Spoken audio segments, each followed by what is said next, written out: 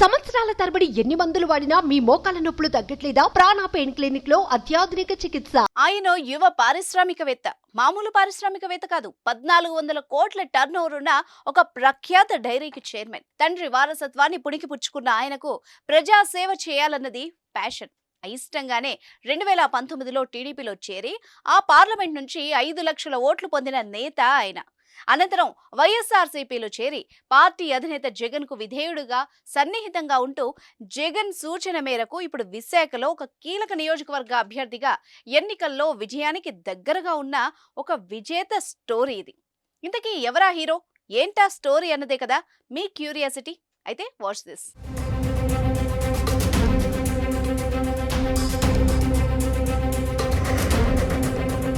ఆడారి అంటే కేవలం ఒక సర్నేమ్ మాత్రమే కాదు, విశాఖ జిల్లాలో అదొక ఫేమ్. ఆ మాటకొస్తే ఉత్తరాంధ్రలోనే అదొక బ్రాండ్. ఒక సామాన్య రైతు కుటుంబం నుంచి వచ్చిన తులసీరావు అత్యంత కృషి, పట్టుదల, ప్రతిభతో సహకార పాల ఉత్పత్తిదారుల రంగంలో ప్రపంచంలోనే పేరు గడించారు.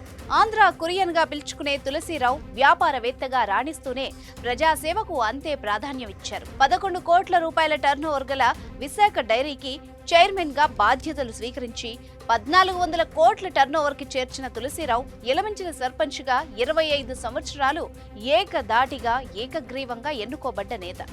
అత్యంత సాధారణ వ్యక్తిగా కనిపించే తులసీరావు డైరీ రంగంలో అనితర సాధ్య విజయాల్ని నమోదు చేసి రాష్ట్రానికి గర్వకారణమయ్యారు. అయితే రాజకీయాల్లో తులసీరావు ఆచితూచి అడుగులు వేసేవారు. తెలుగుదేశం పార్టీ వైపు మొగ్గు చూపినా అన్ని రాజకీయ పార్టీలతో సత్సంబంధాలు కలిగి ఉండేవారు. తాను అనుకుంటే ఏనాడో ఎమ్మెల్యే, ఎంపీ, మంత్రి ఏ పదవినైనా పొందగలిగిన అర్ధబలాలు కలిగిన నేత ఆయన. అయితే తన జన్మస్థలానికి మాత్రమే పరిమితమై యలమంచిలికి సర్పంచ్ గా సేవలందిస్తూ వచ్చారు. ఆ తర్వాత ఆయన కుమార్తె రమాకుమారి ప్రస్తుతం యలమంచిలి మున్సిపాలిటీకి చైర్మన్ గా ఉన్నారు. ఆ తులసీరావు కుమారుడే ఈ అడారి ఆనంద్.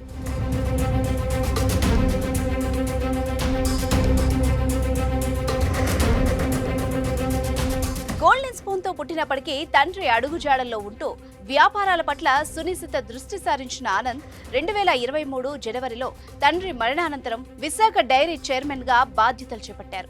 తన తండ్రిలాగే విప్లవాత్మక నిర్ణయాలు తీసుకుంటూ డైరీ పురోగతిలో కీలక పాత్ర పోషిస్తున్నారు. తులసీరావు అంగీకారం మేరకే రాజకీయాల్లోకి వచ్చిన ఆనంద్ తనకు వ్యక్తిగతంగా వైఎస్ఆర్ కాంగ్రెస్ పార్టీ పట్ల ఇష్టం ఉన్నప్పటికీ తండ్రిని నొప్పించలేక 2019లో అనకాపల్లి టీడీపీ ఎంపీ అభ్యర్థిగా పోటీ చేశారు. ప్రస్తుత ఎంపీ బీజేటి సత్యవతితో ఎంపీ అభ్యర్థిగా తలపడిన ఆనంద్ కి ఆనాడే 5 లక్షల ఓట్లొచ్చాయి. అతి తక్కువ ఓట్ల తేడాతో ఆనంద్ ఓడిపోయినా కుంగిపోలేదు. తర్వాత తండ్రిని ఒప్పించి వైఎస్ఆర్ కాంగ్రెస్ పార్టీలో చేరి ఆ పార్టీలో కీలక నేతగా మారారు.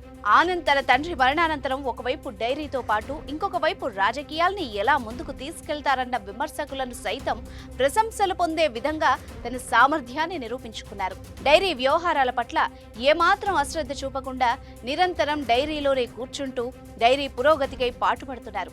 ఆ తర్వాత రాజకీయాల్లోనూ అంతే ఖ్యాతి గడించారు. పార్టీలో చేరిన వెంటనే ఆనంద్ నిబద్ధత, తెలివితేటలతో సీఎం జగన్ మనసులో స్థానాన్ని సంపాదించారు. ఆనంద్ పట్ల నమ్మకాన్ని పెంచుకున్నారు.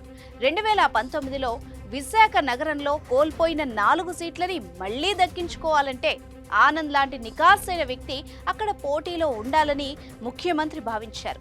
అందుకే ఆనంద్ సొంత సామాజిక వర్గమైన గవర సామాజిక వర్గం బలంగా ఉండే వెస్ట్ నియోజకవర్గంలో బరిలోకి దింపారు.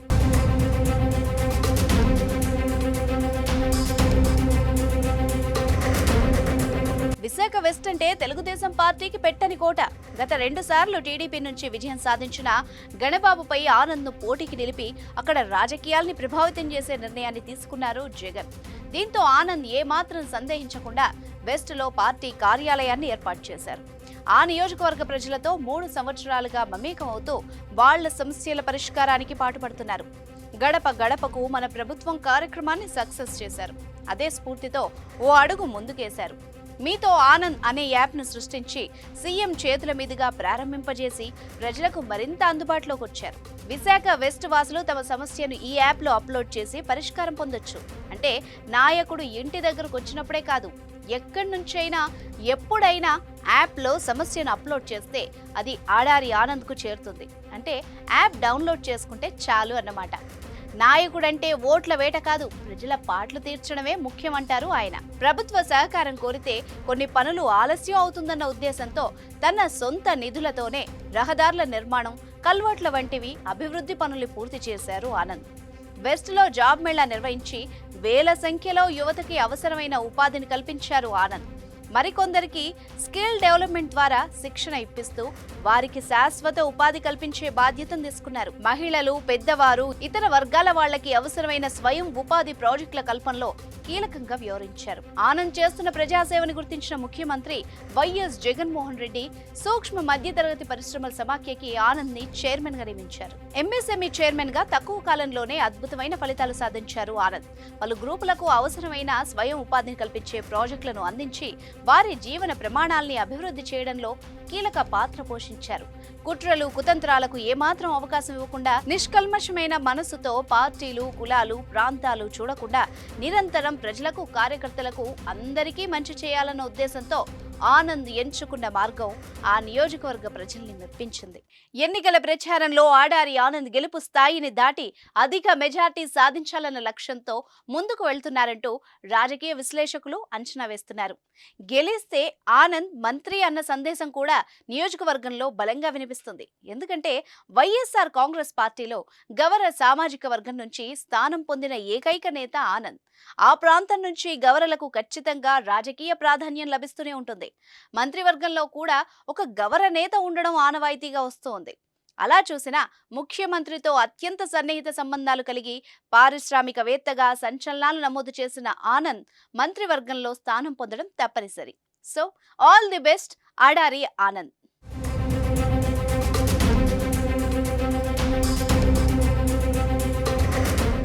సుమన్ టీవీలో మీ పర్సనల్ అండ్ బిజినెస్ ప్రమోషన్స్ కోసం కింది నెంబర్కి కాంటాక్ట్ చేయండి.